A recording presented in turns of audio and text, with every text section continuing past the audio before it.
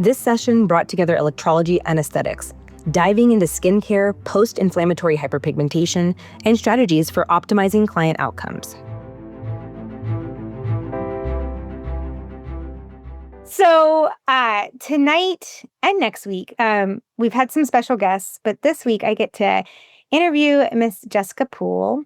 I got to meet you, a few years ago at one of the advanced electrology seminars. And I quickly realized that you and I have very similar social media goofball personalities. It's like our way of capturing people for our education. And when Joanie told me that you often come out to the school and do a little bit of guest teaching and that kind of stuff, I thought that was kind of cool to have some different perspectives. But then she told me that with your background in aesthetics, that you like to focus on post-inflammatory hyperpigmentation, which I thought would be a wonderful opportunity for us to talk tonight. So while I could introduce you, how about we take this moment for you to introduce yourself and talk a little bit about Ageless by Jessica and your vision for your girls at your office, and then we can jump into the Q&A. Oh my gosh. Okay. So I've been an esthetician for about 22 years. And then I'm also an electrologist. And I got into the field, I got into the aesthetic world quite by accident. I was a personal trainer, and one of my clients went to a plastic surgeon, and he was looking for a bilingual speaker. And so she came to me and she was like, hey, they're interviewing for a bilingual person. You should go check it out. So I went there and they literally hired me on the spot. And I knew nothing about aesthetics at all or plastic surgery. And then he was the one that told me to go to school to be an esthetician. And then that's how I became an esthetician. And then probably 12 years ago, I started working for PCA Skin and Alta MD as an advanced educator for them. So I travel the United States and I teach about chemical peels, hyperpigmentation, acne, sensitive skin, and all of that. And then here I am with my two offices, one in Fresno and then one in Newport Beach. That's kind of how I got here. But me personally, I suffered from acne since I was like 11. So as far as all that went, I was very interested in skin. That is really cool. I didn't know you were bilingual. What is your second language? Spanish, like 100%? Well, so I moved there. You got through to a different one because they were like, oh. No, I mean, I can speak it, but there's like topics, because I would say like there's groups of words and there's groups of words I don't know, if you know what I'm saying. Like if we were to talk about welding, I don't know that I would know those words, you know? No. So yeah. That's awesome. So I also love the world of fitness and that kind of stuff. And I think that's what you and I started talking about originally. But I think that that's a really cool how Jessica became Ageless by. I love our industry and how it kind of captures people through just an interesting treatment style. Interestingly enough, years ago, I'm not even an esthetician, but because my family's med spa, I ended up getting certified in PCA skincare because PCA was based out of Arizona. And I have sat through many of those PCA classes, and it was a game changer for my PCOS skincare. And I haven't used it in recent years. I switched to something else in recent years. But I will tell you that it changed my cystic acne and my post-inflammatory hyperpigmentation that I would get because I have tan skin. So that's pretty amazing. Very cool. And how many girls do you have working at the office now? I know that your daughter's there because I got to meet her at the last convention. I have my two daughters, and then we have Ceciliana, and then Mariah and Sarah. And then hopefully Saturday, Kiana passes state board, or Friday, and we have Kiana. Okay. That will be awesome if that happens. Oh, wow. And are they all just electrologists? And when I say just, everybody understand that just does not mean just Yeah, they're all electrologists. Yes. Okay. No S. Okay. Mhm. No, it's very No. cool. Yeah. Well, I know that we have an hour to pick your brain. And I want to take this time to really focus in a little bit about your journey as an electrologist and esthetician, but like really developing that specialty in the post-inflammatory hyperpigmentation and pigmentation changes that you had seen in the field.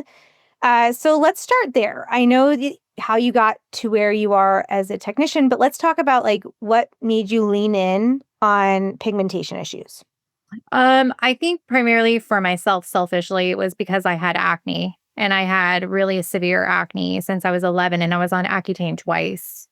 And so I had a lot of scarring, like textural concerns. I've had a lot of laser too.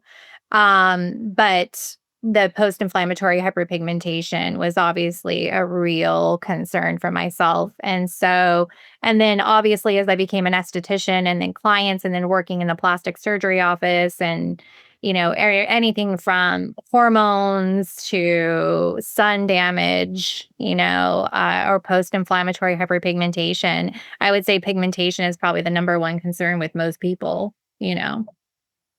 Just a couple weeks ago when Joanne and I were on the call right before you guys hopped on, I still get that fun cystic acne because of my PCOS along my chin, even though it's much better because of being on spironolactone. We were laughing because I ended up with like two very large brown dots, and they are now there for the foreseeable future because it takes my skin forever for that to go away. So I when it comes to pigmentation, I get that for sure, especially when it comes to acne. What would you say um, are the things that are like particularly those arising from like irritation and healing when it comes to PIH, post-inflammatory hyperpigmentation? For those that don't know the acronym, you're probably going to hear me say PIH from now on because otherwise it's going to be a long sentence. Um, what would you say, like, you started focusing on when it came to addressing skin pigmentation? Was it from the component of in-house services, or was it home care that you started really educating people on? Um, I know that just like the gym, it's not necessarily the hour that you spend in the gym or on the table when it comes to chemical peel. It's usually what happens at home. But what did you feel was the big fact um, in your education for your clients? I always tell people if nothing else, they need home care because I like to say it's consistency over time that creates change. Mm. It's just like going to the gym. You can go to the gym once, like you could come in for a chemical peel one time and you can have a treatment, but that doesn't really create the change that we're looking for. We need that consistency over time. And so it's really about home care and that consistency day in and day out of treating our skin, whether it's sunscreen, moisturizer, or some sort of pigment suppressor. Uh, I guess let's talk a little bit about understanding PIH because I think that a lot of new electrologists might not have faced this uh, as a practitioner, and then established ones might not have heard it from this perspective. So, what would you say some of the most common causes of PIH are in patients receiving electrology treatments? So with electrolysis, just like laser or a chemical peel, I like to call it a controlled injury. Mhm. And so we are creating an injury in the skin. And when we have an injury in the skin, that triggers a response, an inflammatory response in the skin. And that inflammatory response then can cause hyperpigmentation if we do not um, treat our skin correctly after having that controlled injury. So, things like moisturizing the skin afterwards and SPF and possibly doing a chemical peel, maybe not with electrolysis so much, but those types of things we need to be doing after electrolysis to help control that injury response. That is, so one of the things that I think about, I call it controlled trauma. So it's controlled injury, controlled trauma.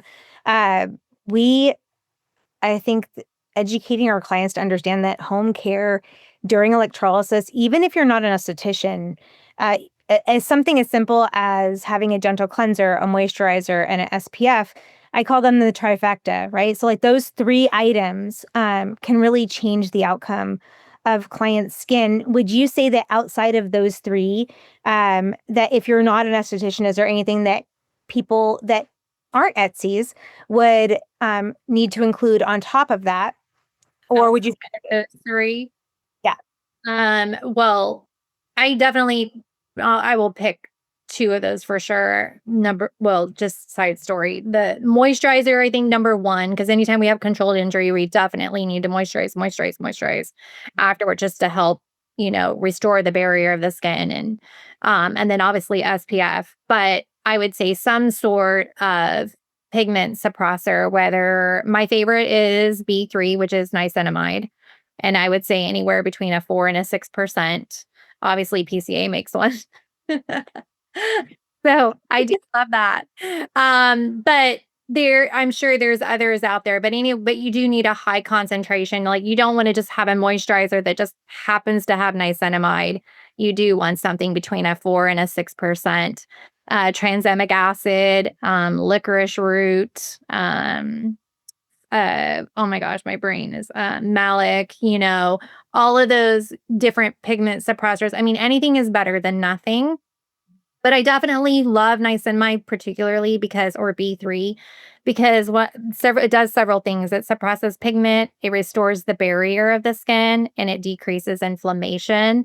Those are other aspects of what niacinamide slash B3 does. And so especially with electrolysis, we are impairing that barrier. We are creating inflammation. And so niacinamide, particularly B3, it helps control all those different aspects. So it's one of my favorite ingredients when it comes to electrolysis. Have you used products? One of our members is asking about arbutin. When it comes, Pretty great pigment suppressing ingredient as well. Yeah. safe for electrolysis here in the States too. Yeah, that's awesome. Now, when we come to those like favorite products, do you have any products that you're like, if you're doing electrolysis and this is in your skincare regimen, full stop, because it's going to get you right to hyperpigmentation issues. I always tell my clients like corrective care, unless you're working with an esthetician that knows what you're going through, corrective care during electrolysis can be a little risky. Corrective skincare, I should say. Right. But I know that there are plenty of Etsy's out there that will do it. It just seems that it's like a little bit of like counterproductive. Would you agree with that? Because I don't want to speak outside of my scope, but that is your scope. So I mean, I do kind of do both and for myself. However, specifically retinol can be super irritating. And with electrolysis, we would never want to apply it within 5 to 7 days of a treatment, especially if we had some major work done, because it could actually burn the skin on top of that trauma. So then that could cause hyperpigmentation. oh my gosh, and the drying out of that tissue. Yeah. Yeah. Well, that's just it. Because pigment can be created from dryness. It can be created from chafing.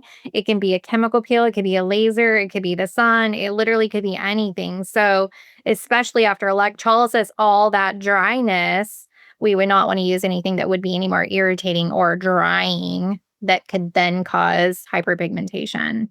Exactly. It's not a tattoo. It's not like you're trying to dry heal it. You've got to put that moisture back in and repair that barrier. Mhm. What inspired you to focus? Oops, wrong word. That's a question we've already asked. You're welcome, everybody. Welcome to Tuesday evening.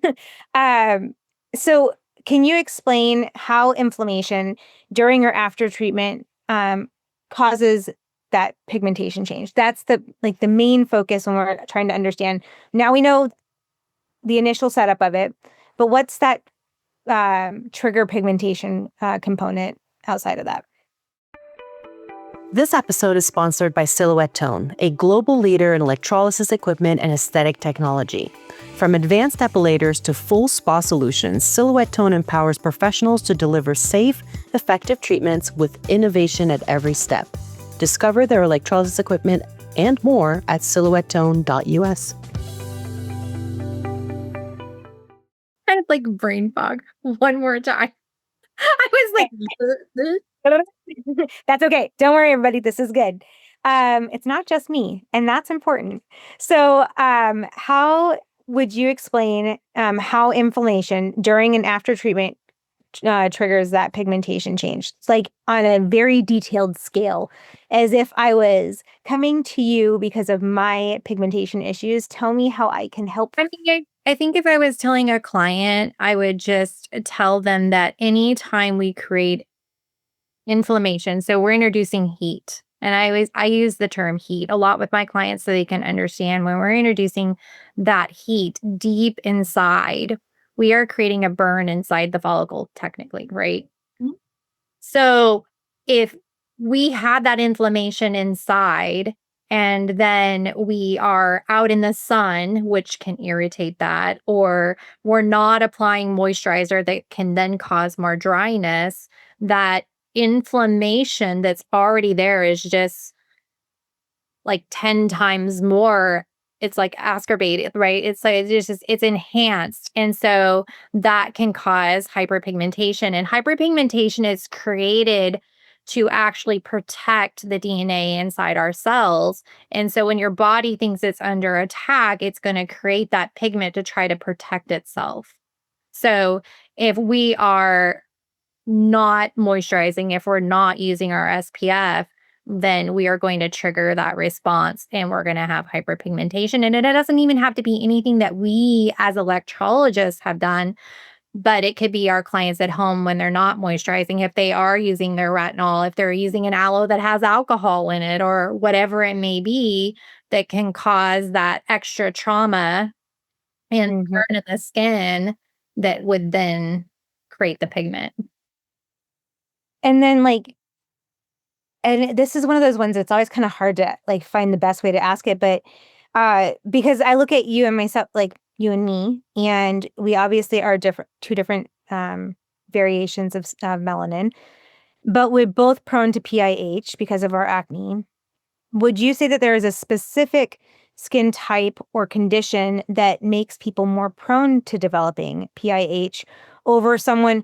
I mean, when I think about people that might listen to this when the podcast is released, and I think about like those who might be consumers that are worried about getting hyperpigmentation or the things that they hear on the forums on like Facebook and whatnot, um, that can kind of prepare them for a higher chance or a lower chance, and what would that look like on them? Is it going to be redness? Is it going to be brown spots? Is it going to be a combination of the two? Um, and how does that present itself? So, obviously, depending on a person's skin type or Fitzpatrick, right? So that scale of 1 to 6. So myself, I'm probably more like a 2. So what's going to be post-inflammatory hyperpigmentation on myself is going to probably look more like reddish purple, right? Versus someone who's maybe a higher Fitzpatrick's, maybe somebody that has like black skin that already produces a lot of melanin. Theirs is going to like purple or black. Mhm. And so when um that pigment, when someone already produces a lot of melanin, their skin wants to produce that melanin. And so when they do have an injury response, they're going to be more likely to hyperpigment and for it to stay versus someone who maybe is more of a Fitz 1, 2. They don't produce as much of that melanin. And so therefore it's not as much of an issue. But when you already are someone that through your skin produces all that pigment, then they're much more likely to have hyperpigmentation from overtreatment or from saying like not using an SPF or moisturizing after treatment. That's I always have thought, and I think it was at one of my PCA classes where someone said melanin has memory. Uh, Does. and it's one of those things where you think about your base tan, and the reason people go for a base tan before they go to the beach is they want to activate that memory of that melanin so that you don't necessarily get to a burn quickly.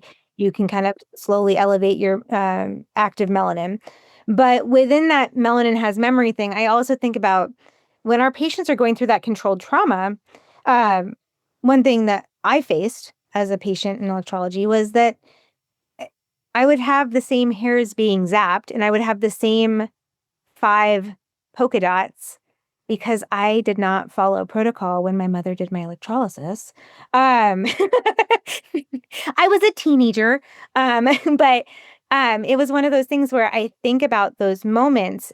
Um, Someone in the aesthetic world, and I actually have never found this information, and so I'm curious to hear it from you if you know about it.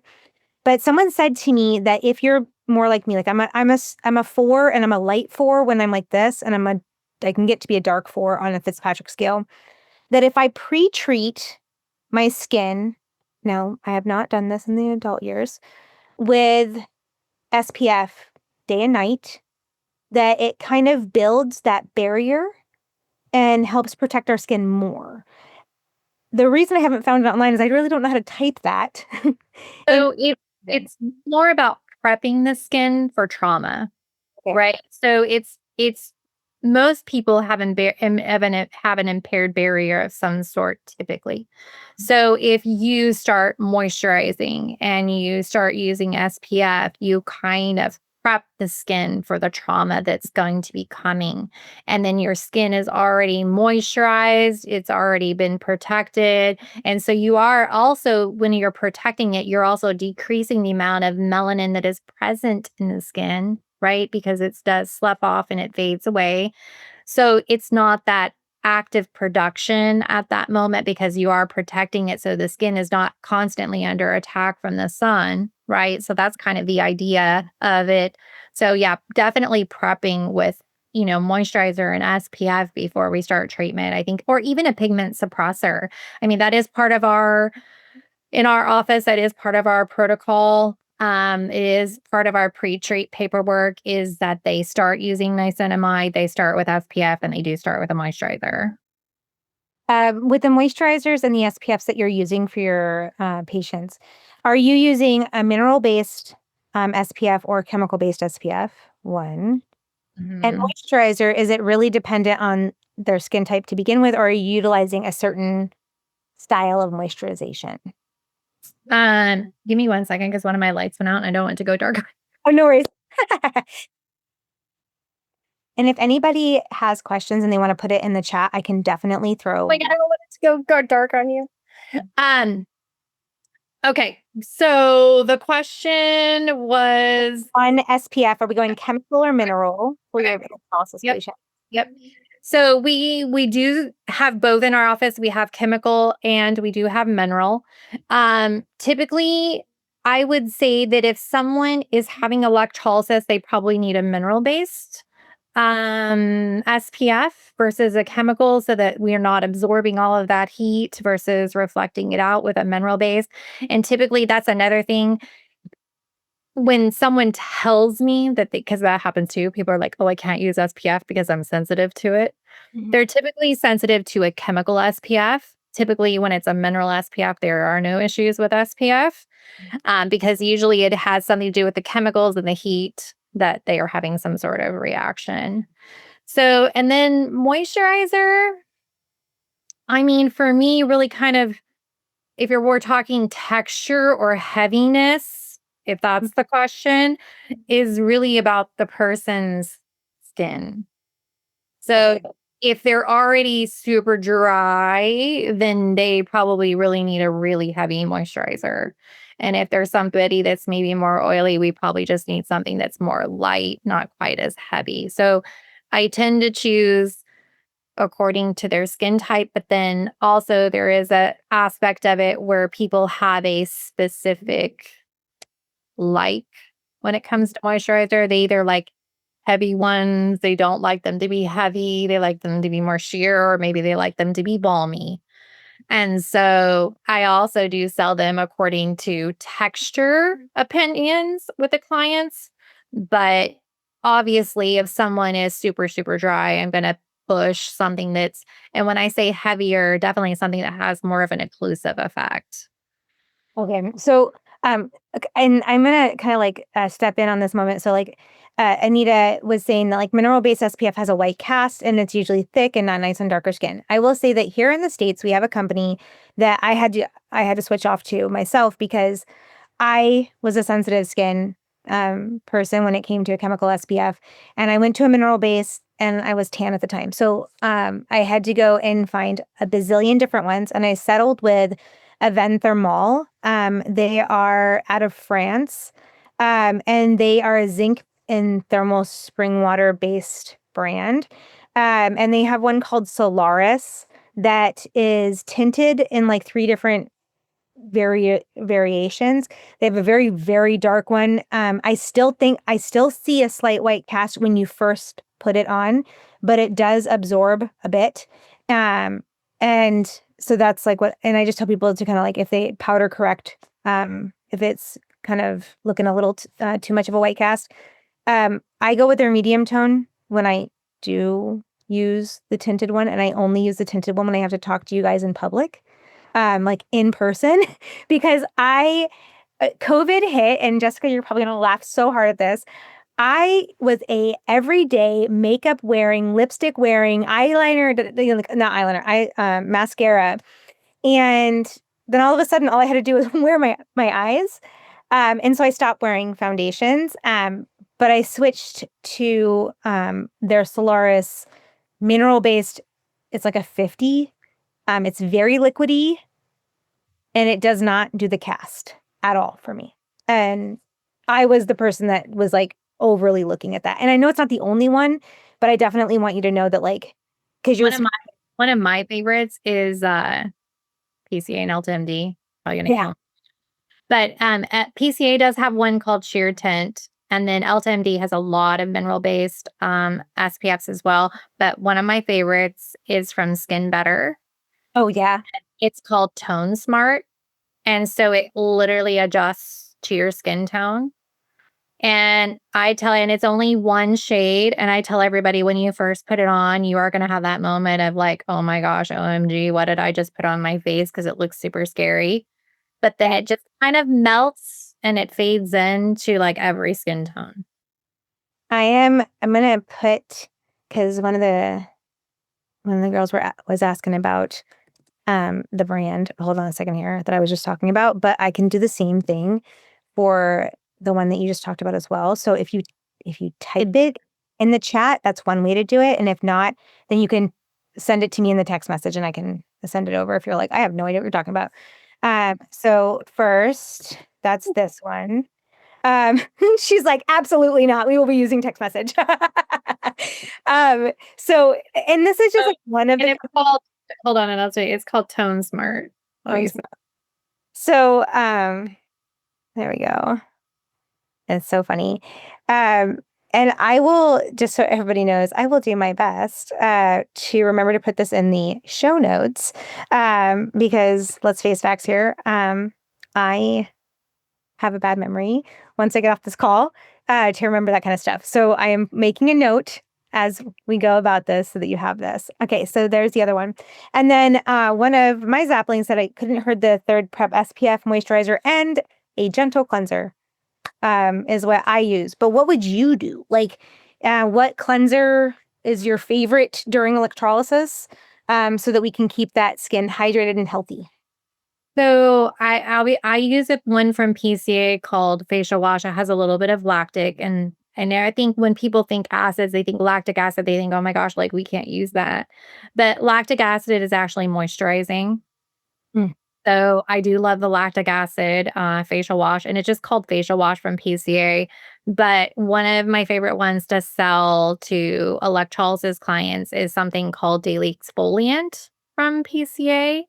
And I know when it comes to electrolysis, I really feel that they also need to gently exfoliate their skin, not the day of, obviously, but in the following days after. And daily exfoliant specifically, it does not have a chemical. It is not enzymatic. It is purely a physical exfoliator, and it is gentle enough for them to be able to use every single day. So it is not some crazy exfoliator. It's actually made from a really gentle wood pulp that they can just, and it's 100% biodegradable. That's awesome. Yeah. I miss my PCA. I gotta like get back in contact with my like a rep because that stuff is. I mean, it is liquid gold for a certain. But they need to be careful with exfoliators. I always get scared when I tell other electrologists that their clients need to use exfoliators because I always worry what they're going to give them. But this Cat scrub. really is not a chemical or an enzyme. Yeah. Don't be doing apricot scrub. I will come down and I will hunt you all down. If you're doing that on your face. No more St. Ives. That Right. St. Ives is not a saint. It is absolutely horrible. I but it's nice to hear that from an esthetician that exfoliation isn't necessarily a bad thing during like No, we all need to exfoliate, at least once a week. So. okay. Not no. just really gentle exfoliator. Oh my gosh. Oh yeah, The that's girl. my daily exfoliant. Okay. Yeah. I remember that one. Yeah. One of the girls says, St. Ives, but the packaging is so pretty. No. I don't care. Let me draw you in. I'm like, okay, go for it. See what happens. Yeah. Somebody told me that there's like almond shards in that, and it's just like lacerating your skin. And I was like, no, thank you. The apricot. We want something with a spherical type B, nothing with sharp edges. Yes. No premature aging, if at all possible. Yes. Now, when it comes to we know that skin types that are prone to this, but when it comes to like steps electrologists can take, would you just say that it comes down to consultation? Is like really getting to understand how to advocate the need for like balanced skin? Or, I mean, because obviously we have products that we've talked about. We have that component of it. But how do you, I know people struggle with selling product when they're an electrologist.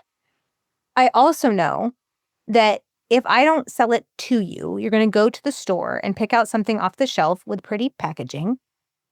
And then all of a sudden, I'm going to have a nightmare on my hands. So how do you lean in to get not only yourself, but your girls that work for you who are not estheticians to upsell?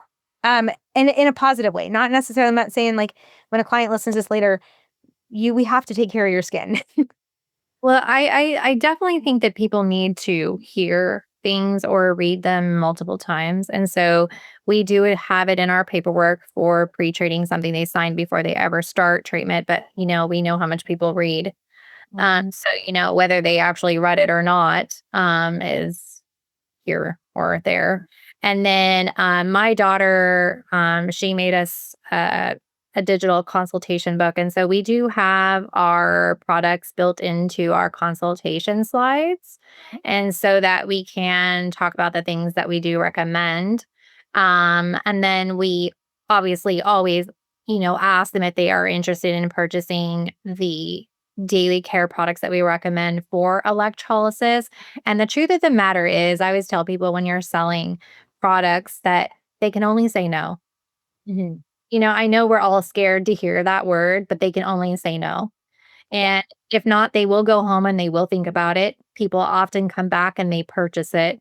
And if you do not recommend, they say that within 24 hours, they will go somewhere and they will buy it themselves somewhere else.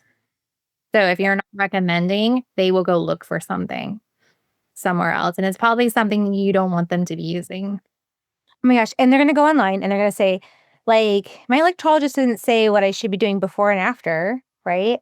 So what do you guys recommend? And now you went to the masses and asked a very open-ended question of which they might end up with products that you strongly disagree with using. How many times people end up with like moisturizers that have retinols in them or glycolics and things of that nature that first off, they should not be in a moisturizer, but they'll end up with products like that. And they think that they're using something that's good for their skin after electrolysis. And it's actually probably causing irritation and inflammation, which then can lead to our hyperpigmentation.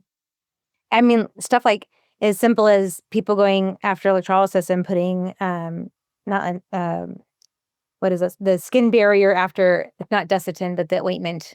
Aquaphor, Oh, yeah. or it's like that stuff's very thick, and I'm grateful that you're moisturizing, but at the same time, I just put a bunch of heat in there, and now you're putting an ointment. That And I think that's a big one too, is that they need to understand when it's appropriate to apply these products. And definitely after treatment, I always tell them that we want their face may feel, depending on how much work they have, they may have that sunburny kind of hot feeling.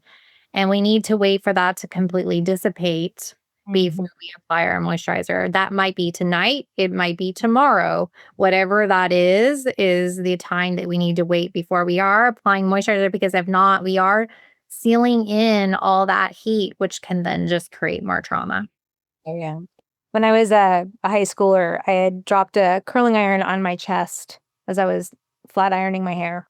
And my friend said, "Don't worry." My grandma said, "If I put butter on this, it'll help." Fresh burn, high school kid, not thinking anything about it. And I sealed in that burn very efficiently. And then it took forever for that line to go away. In fact, I think sometimes if I get a good tan across my décolleté, you'll still see a slight line over my left side where it dropped. And I mean, we are way past high school age for me. So it's been a minute when that happens. And I think that same thing when it comes to when I was a kid going to Rocky Point, I had the sunburn of my lifetime on the outside portions of my tricep, like bicep to tricep area. I actually have an equal line that goes down the sides of my arm because of where the sun was hitting me and getting that severe burn. And that to this day stays there. And that's why I say melanin has memory, Those cells have memory. and it's there. And so taking care of it by utilizing products that will protect, heal, repair is so important.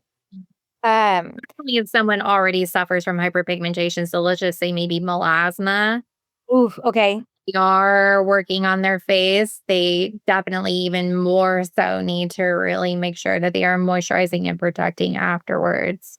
Because again, we could trigger that response just with the heat. And then them for sure they need a mineral based SPF. Based. Yeah, and that's a hard part because like if you think about melasma, and another word for that, if for those who don't know, is like pregnancy mask. It's that brown hue that a lot of people will get throughout the beard line area and across. And the lip is a very common area. And often people are thinking that they're seeing shadow from hair growth, and really they have a slight cast in those spaces. And that's what we're referring to here. I think that it's really important for people to understand that like this is a controlled trauma, it's a controlled injury, and we can make that worse for them in those moments.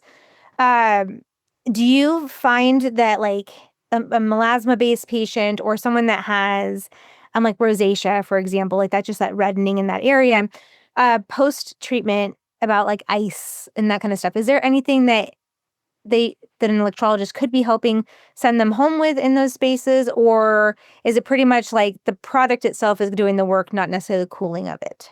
So we have ice makers here in our office, and we do send them home with ice or immediately after to help reduce that inflammation. And across the board, all clients, we offer them ice after treatment just to help really take down that inflammation, the heat, and the redness.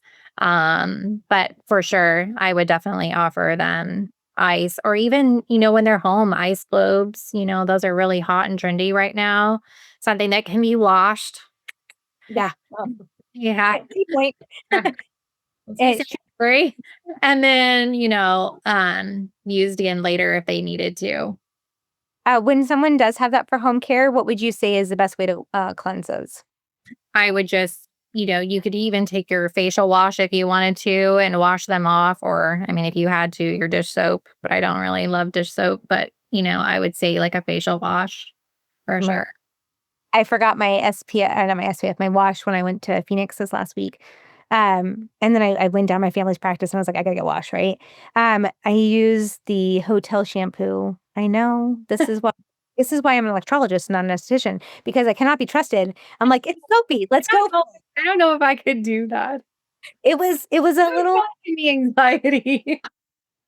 And it's like one of those, I mean, I went back to my regular cleanser once I picked it up from their office, and I was just like, "I got this, don't worry." I still feel like it was, like, drying out like a raisin, like Oh my gosh, yes, and it was like it had, I was like, "Well, it's 0. It has, like, 0 parabens and 0 sulfates," and, like, I was like, "It's gonna be fine," and I was so in fact, my upper lip is still chapped a little bit. Um, just ladies and gentlemen, if you're listening to this later. you said Uh, often it drew me to one more thing too, benzoyl peroxide face wash. So, obviously can be super drying. If yes. someone is having electrolysis and they are using a benzoyl peroxide, maybe they don't use it for 4 or 5 days after their electrolysis treatment, depending on obviously how much electrolysis they're having done, but because that can be super drying and irritating. Oh my gosh, it's very it can chap your skin really quickly too. I one of the things I would tell my patients when I was back in Phoenix was like, when you get in the car, of course I want you to have this ice, but like blast that AC. Let's let's give ourselves a cooling treatment, which can be kind of a pain when you're in a hot weather area because it might take a few minutes for your car to cool down. So you have to be kind of careful because like that's the prime time to cool yourself is like when the injury first happens. Um, so proactive patient management is one of those ones that I think is really important for us to kind of like get into. And in the last little bit of this conversation, I want to focus on that and as well as like some parting thoughts. And if anybody has any additional questions, we can definitely open up the Q&A. But would you say that when it comes to like patient management, um, what are the methods that you're doing to assess the patient's skin before beginning treatment to identify for risks for pigmentation issues? Like, what are you looking for? Um, well, a lot of times I'm looking at their skin, seeing what they're already doing. Okay. So basically their paperwork, I look at their paperwork, see what they possibly may be using, not using, are they currently seeing an esthetician? Are they not seeing an esthetician? What products are they using? Are they not, maybe using that would be an issue or maybe what they're not using that they need to be using. And Mhm. then, as you know, people who are pluckers, are we already seeing hyperpigmentation? Are we already seeing some of those pigmentation responses already in their skin? And in that case, we need to be even more proactive because here we are going to be treating already on top of injured skin. So, that would be for me, that would be a big one. And then if they are seeing an SD, are they having chemical peels, depending again on their Fitzpatrick? Because we did have a client here that she was like a Fitz 5, 6-ish, and she was seeing an SD and they were doing chemical peels. And she called me one day and she was like, "Hey, I'm scheduled for treatment tomorrow, but my face is still peeling." And I was absolutely not. You cannot come in. Yeah. And so that is, they have to make that decision and choice at that time what they're going to be doing. It's electrolysis or it's chemical peels. Right. You don't get to do both in that minute. And like, I look at it this way until you're out of the thick of it when it comes to electrolysis, doing chemical peels or resurfacing treatments in general are difficult during that time frame because the gaps that you have to Like take. they have the time. Yeah. I mean, that's hard. I always say, like, do you have at least 4 weeks between the 2 procedures? This season, Electrolysis Unplugged is spotlighting our groundbreaking research project. We're working to bring legitimacy, data, and recognition back to electrology. If you're a practitioner ready to contribute detailed charting and client outcomes, or a student interested in learning the process, visit electrologycoalition.com, look under research, and get involved today. Together, we're writing the future of electrolysis.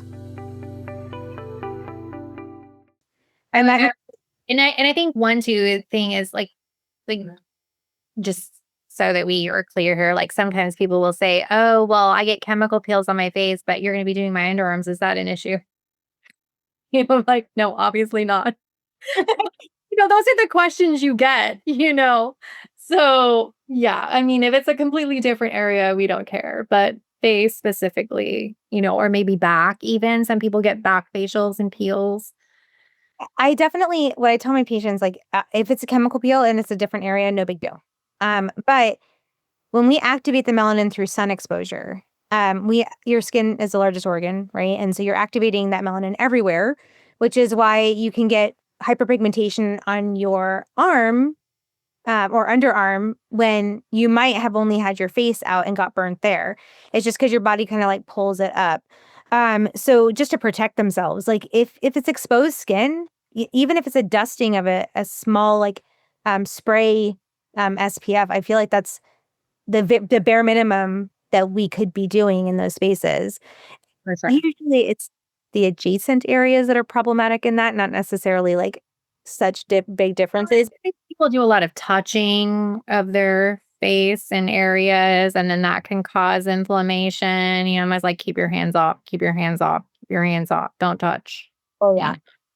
The frequency of having to kind of push away the hand to kind of come up and I'm like, and I am very guilty of a lot of bad habits when it comes to my skin. And I try my best not to have them because of my acne background. But like, I think that I will always forgive a patient for like getting a little bit their hands in an area. But I also want them to know that if they come back and they complain to me that happened, but we had that discussion multiple times, those are those hard lessons learned by the patient in the moment. And that's like one of those moments like that, yeah, that really sucks. And I'm really sorry that happened. This is why I said those things. And this is how we could mitigate that happening in the future. I think too that one thing that I really try to teach the girls here is that, when we are done with treatment, just reiterating some of those precautionary tells, let's not get any hot tubs, steam rooms, saunas, don't be laying out in the sun, wear your SPF, you need to ice. I think just reiterate, because it is a constant education process with clients, as much as we want to think that our consultations are like gospel and they just somehow ingrained it all into their brain and they remember it all. They do not. And so we do constantly need to educate. And even if, we know we went over it, they're probably not going to remember it from consultation. I know in our office too, we made up little cards that are post electrolysis cards that we give our clients. Like just like here's a card for your post care things to do or not to do after treatment. Just one more piece of something to give them to try to help in the process. I was actually thinking recently, because one of my students over the summer showed me this really cool card that her permanent makeup artist had given her. And it was like basically like a business card size of it. And it was the 6 steps they want them to do after their permanent makeup. And I thought, how great would that be to be able to send you home with a magnet that you put on your fridge or some type of like, you're going to put this up on your mirror at home is a reminder of things that we're going to be working with. And as I can't get myself to just come down with 6 things. And so while the card was cute, I'm still kind of like consolidating the before and after protocols that are like, I'll tell people that there might be 20 things on this list, but I want you to focus on 3. And that's a hard one. But I think that is important for like 3 do's and 3 don'ts, like cleanse, moisturize, SPF, and don't lay out in the sun. Right. Yeah, it's a hard one. Keeping it simple is very important because you are going to do constant consults their whole life with you. And that's okay. I need constant consults too. It's like I had a skincare client that I've been seeing her for like 3 years. And recently she goes, I didn't know you weren't supposed to work out after. And I'm like, I've literally been seeing you every month for a chemical peel and you didn't know you can't work out the day up. Like, I don't know how many times I've said that. I always tell people no friction-based activities when we're doing something that creates heat in an area. Cause it's going to be, especially when I was bodybuilding, right? I would have friends that in my bodybuilding group that would come in and they would come from like hiking Paestua, which is like basically a stair stepper of a mountain out in Arizona. And then I'd see them at the gym in the morning. We go lift. They go do their cardio on Paestua and then come see me for a laser. And I'm like, listen, I need you to understand that when I say friction-based activities, hiking a stair stepper mountain or going to spin class, or I don't know, Pilates.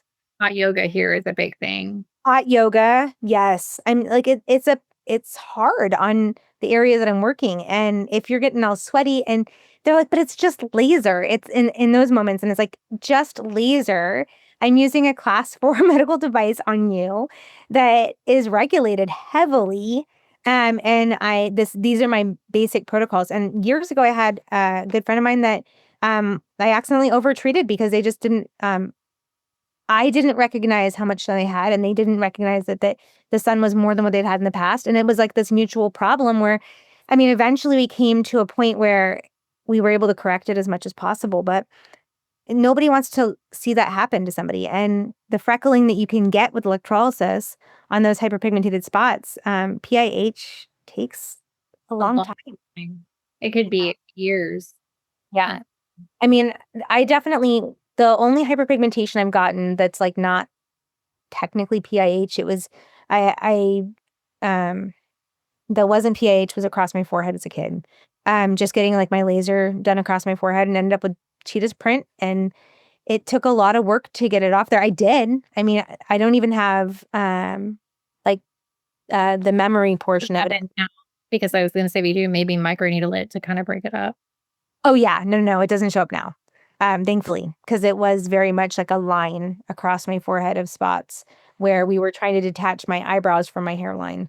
And it was I mean, that's the thing is, like, I'm Italian, guys, and so it just started at the top of my head and kept going, and it's one of those things that e even with a mother who worked in the industry before I did, you think that you're, invincible.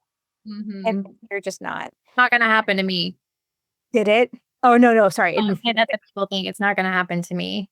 Um, Anita says, "NFC stickers with all the aftercare to go straight to the phone." We do QR codes so that they can scan them on the way out the door, but that's if they save it, and then I'm trying to find that way to, like, I don't know, make me your little best friend, credit card size that goes into your wallet, that every time you have to pull out your credit card, you are reminded, that Stephanie also would like you to, take care of your skin, so the next time you use that card at the office. Have any in here, but that's like the size of ours. They look like a little business card. They're just Oh, that yeah. that's it. I mean, microneedling with the fits, Patrick, above 5 is okay. That's a question here. I think it will give more PIH. What do you think on that I scenario? mean, I think if it was a really gentle microneedling, we're not talking about major ablation. We're talking like just some maybe like one pass of microneedling, super gentle, and then, giving it a good 6 weeks before we do it again. So it's not something that we're wanting to like just really ablate the area. We're just wanting to do a gentle pass just to kind of try to break it up, not create more trauma. Yeah, I mean, to me, microneedling, as long as it's just like pixelation, Mhm. because I used to perform, basically RF microneedling. I was doing sublative treatments for my patients, and that was a huge benefit for them, but you also have to be really careful because if you're putting that much heat into the area, you have to really keep it light. The Yeah. more the more depth that you're getting, the more you're trying to go for, like, the rejuvenation of the collagen and elastin and getting that penetration depth, I think if someone was like a fit 6, I don't know that I would do RF to try to break up the pigment. no, no, Yeah. no. I I would think, just my like most was like an R at yeah. 4. Yeah. Um, okay, so, uh, what do you think is the biggest misconception electrologists might have about treating or preventing this? Oh, it might Hyperpigmentation? yeah, PIH and hyperpigmentation. The biggest misconception I was gonna say is probably gonna be it won't happen to me as an electrologist, that I'm not gonna do that to someone. But I think that, I mean, we had it happen here in our own practice. One of my new electrologists, I kept telling her that she needed to increase power, and instead she inserted in the same follicles like 15 times, right? And the person was like, if it's 5, and then she had hyperpigmentation all here. And I was like, but if you had just increased the heat and got it out in one tap, then we would not be in this situation. So, I mean, I think that knowing respectively like how much heat to use to get something and over because over treatment is also inserting time and time again. It doesn't just have to be power, right? Yeah. Because we can use too much power and over treat someone, but we can also insert 15 times and not be over treatment at the same time, right? So knowing, how much power you can use, but also, I just think we need to know that we can cause hyperpigmentation and we need to be giving our clients the tools to prevent it at home, obviously, and after treatment. Um, and if it does happen, you have to own it. You really do. Yeah. Uh, it's one of the ones I really struggle with when I'm teaching, especially when I was teaching the laser component with my electrologist more, is that people come in and they're like, oh, well, laser hyperpigmentates people. Electrolysis never does. And I'm like, injury is injury. It's just the spot in which you're injuring somebody that changes.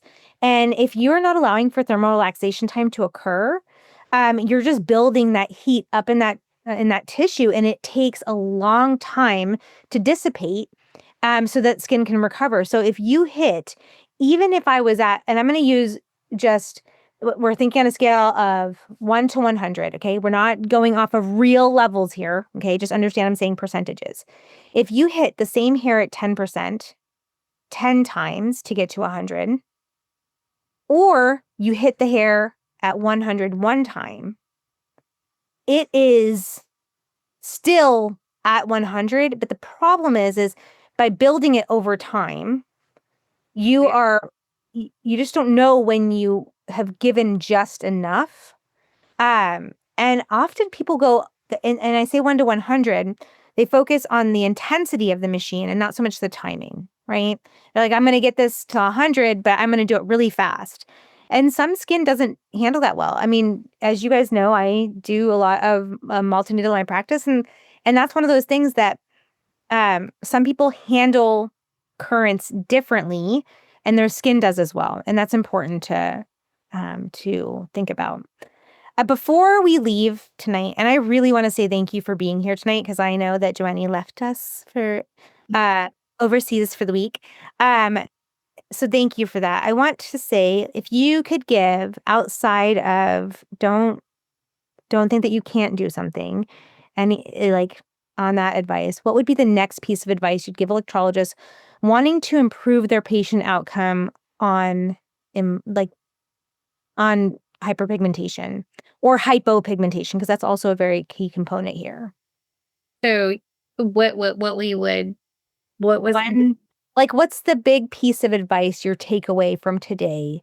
If somebody could incorporate one thing into their practice tomorrow, wave that magic wand and it's a new thing that they get to do. I mean, and sell SPF.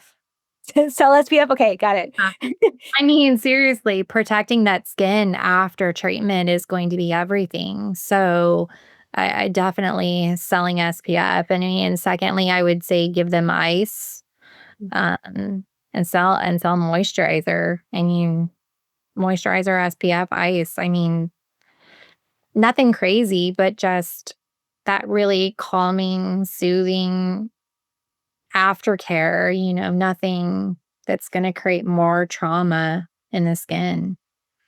Yeah.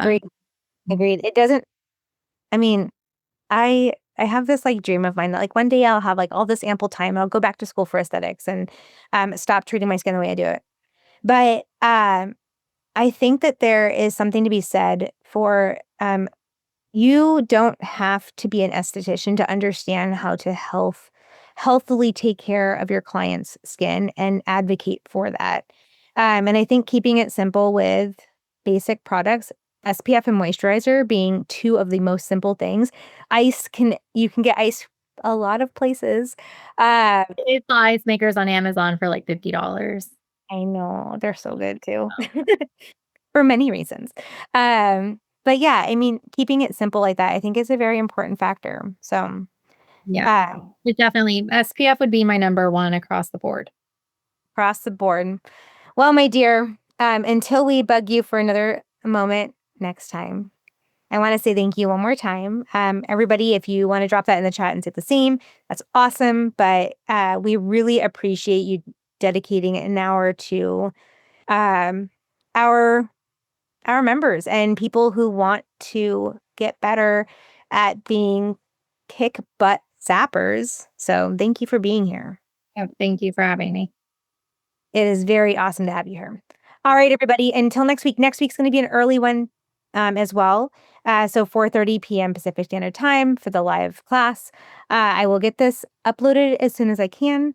And I will talk to you guys next week. We have laser and electrolysis being discussed next week with Karine from Silhouette Tone. She's a trainer there. And then we also have the 15th of December, my laser and electrology 2-hour lecture, and talking about the incorporation of those two. So if you guys have any questions that you want me to incorporate in how I did today by our little interview, you can drop them in our email or on your membership access, and we can put that in the grilling of our people, the interviewing. So, all right. Thank you. Bye. Everybody. Thank you for bridging the gap between skin health and electrology practice with us today.